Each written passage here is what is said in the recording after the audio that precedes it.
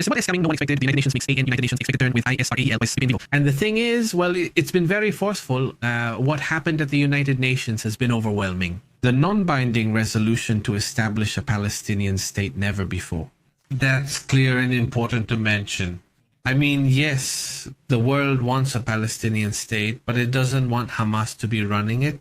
And this, well, is important to mention, but before anything else, let's look at this next image.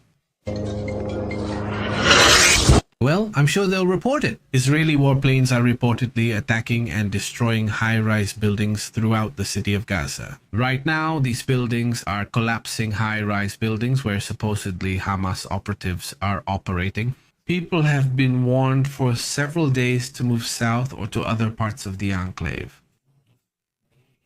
But this time, well, let's say war. No, it hasn't been a war.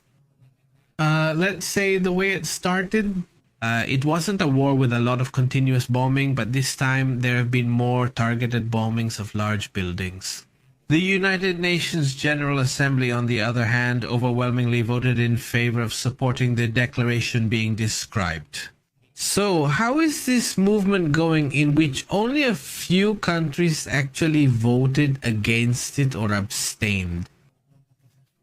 Well, Argentina, Hungary, Israel, and the United States are against it. The majority voted in favor, with 142 for and 10 against. And those who abstained included Albania, right? Czechia, the Democratic Republic of the Congo, Ecuador, Ethiopia, Fiji, Guatemala, and, right? What's it called? What? North Macedonia, the Republic of Moldova, Samoa, South Africa, and nothing else. Those are the ones who abstained. Really, the ones who, well, the ones that matter there are those who are in favor or against, and those who were against. From the whole planet, 10 countries, that's it. And this, well, it's not really an issue, because then it starts, right? This is how it is. This isn't against Israel. I mean, that vote isn't against Israel. Many friends and partners of Israel voted. It's just that they don't agree with the Palestinian issue. Doesn't mean being enemies or against Israel, right? And in fact, they are totally against terrorism. And they made it very clear at the assembly, they don't want terrorism, they don't want violence at all. Does Israel have the same right as other countries or people to defend itself against radical groups? Don't they have the right to live in peace? Don't they have the right to live calmly? And that also seemed important to me, right? Did they make that part clear? So, well, we're talking about 142 countries voting in favor, 10 against. And that's the point, maybe, that could bring about a change. But not in the short term. It's not a short-term issue, but there is more and more pressure in that regard. And it's noteworthy that countries that used to vote against this have been voting in favor, just as it had already been announced they would do. For example, many G7 members, which is significant. Exactly, so? A collective action was also called to end the war in Gaza and achieve a peaceful, just solution. It's important that it lasts because it's useless if it only works for a few months or a year and then things go back to the way they were. Exactly, and well, on other matters, check this out. Well, what happened? This is in the state of Bolivar. What happened over there? Well, there was a fire at a hangar in an airport. This was in Paraguay, in the state of Bolivar, and unofficially. I mean, no, we can't confirm this for you. But it's said to be a warehouse where a lot of fuel was stored and that it was used to supply illegal mines and rafts from Caroni, Medellin. Is that in Venezuela or where is it? Isn't it Bolivia? In Bolivia, Bolivar State. State of? Bolivar? No, Bolivar State. We should check it, but to me it sounds like it's in Venezuela, right? Yes, right? Yes, that's how it sounds to me, but let's see what we put. The point is that... Yes, Venezuela? Yes, Venezuela. The point is there have already been several similar events, right, that have happened? What happened yesterday with fireworks? There's also an issue in Venezuela, and, well, it's something common that suddenly these fireworks factories have explosions. But this time, or well, now everything is seen with suspicion, right? Whether it was intentional, sabotage, or something else, who knows? The point is that it's already been 2 days in a row that we've seen, well, these kinds of images in Venezuela. Another important issue about what's happening in the world is these floods that are happening over there in China. This is in Chongqing, right? Intense rains have been reported with 140 millimeters of rain falling in just 4 hours. This caused these kinds of waterfalls, impressive landslides, and obviously they also talk about these, what do they call them? River overflows, right? They've also been causing those, so we'll be discussing in more detail how this situation is developing. The thing is, many times these currents look very harmless and people try to walk through them and an incident just happened. I'm not sure it was in Mexico, but I don't know if it was Monterrey or elsewhere. Someone went back for a cell phone. Did you see it? Huh? No?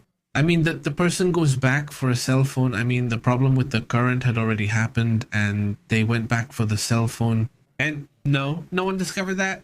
That attachment to the cell phone makes us do that. Yeah, suddenly, right? So what do you say? Yeah, I already got away with it and it wasn't hard, so you say you'll try it again, right? There I go again, back for the phone. And that was the end of it, right? I mean, yeah, that's how it is. There are brief stories that happen suddenly, and now this surprising image has appeared. Poland, right? That's in Poland. But we're talking about Denmark, France, the United Kingdom, Germany, and other countries in the European Union and NATO that have been mobilizing different resources. NATO has been deploying what they call the Eastern Guard. Operation? Yes, exactly. It's the operation, the name of the operation. They are deploying ground and air forces to strengthen the Eastern European side, which is the one that's, well, on the Russian side. Exactly. This issue needs to be taken seriously, right? At the end of the day, I mean, we just have to look at these last 3 years of war to see that Russia always does this, right? They repeat the same patterns, run tests, and then attack. I don't think it'll get worse, but you still can't let your guard down. I mean, that's what's clear in these stories, because it's already been seen that when this escalates, it escalates quickly. And lately, Ukrainian intelligence has been bringing some really strange reports. Ukrainian intelligence usually shares some information about what they see as risks, and they're usually very accurate. What Ukrainian intelligence has been sharing is that they've been observing Russian movements in which they believe the new Putin's strategy is no longer to take just a small piece of the East, but to try to take everything again. Ukraine, that's the next one. For Ukraine, with what they're observing and the moves Russia is making, the next mission is to take absolutely everything. Ukraine? It's just that they haven't seen any reaction from the United States, so I think they feel like, well, nothing is going to happen.